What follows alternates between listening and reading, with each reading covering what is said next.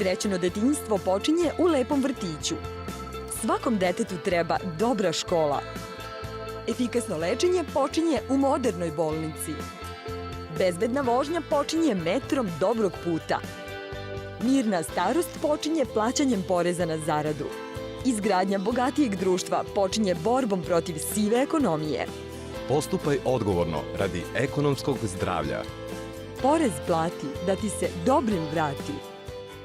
Da li ste znali da su do nedavno neregistrovane firme bile bukvalno van zakona i da je upravo to bilo po zakonu?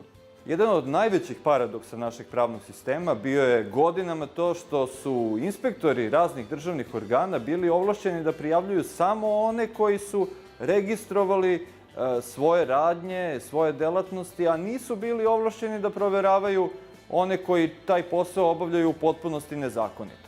I time smo stvorili jedan teatar apsurda u kojem se država ponašala kao da ne postoji ono što nije u papirima. Iako se pun efekat novog zakona tek očekuje, zabeleženi su neki rezultati, i to dobri.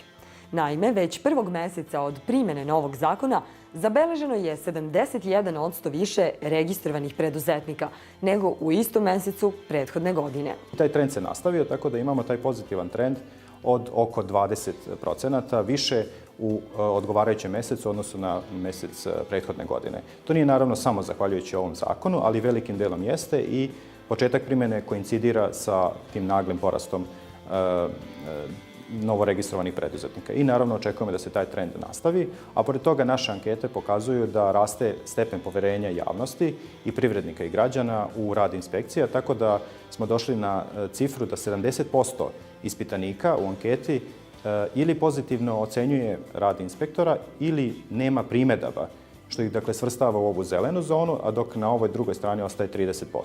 I to je značajan napredak u odnosu na ankete prethodne ankete gde je situacija bila maltene obrnuta.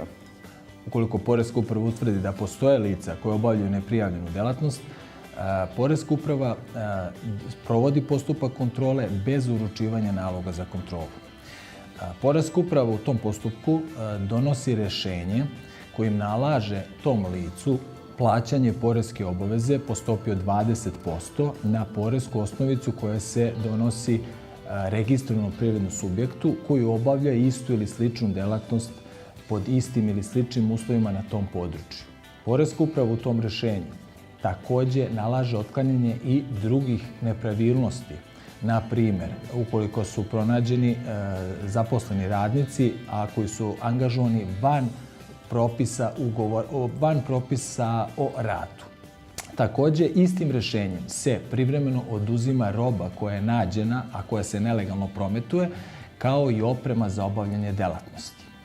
Poreska uprava u tom rešenju nalaže tom licu koji obavlja neregistrovanu delatnost da u roku od 15 dana plati tako utvrđenu obavezu, a u dodatnom roku od 30 dana da registruje obavljanje svoje delatnosti kod nadležnog organa, odnosno kod Agencije za privredne registre. Ako plati sve po propisima i registruje se kod nadležnih organa, roba i oprema mu budu vraćeni i ima ista prava kao bilo koji drugi poreski obveznik. Evo, upravo pregovaram sa čarape i sad ću čarape da kupim od ove dame. Jel dobijete račun za to što kupite na tezgi? Pa i ne tražim nešto i uglavnom nešto insistiram na tome i mislim da slabo i daju. Mislim da ne daju, ne znam. Jel dobijete račun za to što kupite na tezgi? Kakav račun? Nelegalna privreda nema niti kakve administrativne procedure kojima treba da se bavi i koje bi im trošile vreme i novac, niti da se bavi bilo kakvim, odnosno da plaća bilo kakve namete. Jednostavno su potpuno neregistrovani, nevidljivi i nemaju nikakvih tegoba u poslovanju tog tipa. Sada, dobro je što je novi zakon o inspekcijama, inspekcijskom nadzoru promenio tu stvar, što je preokrenuo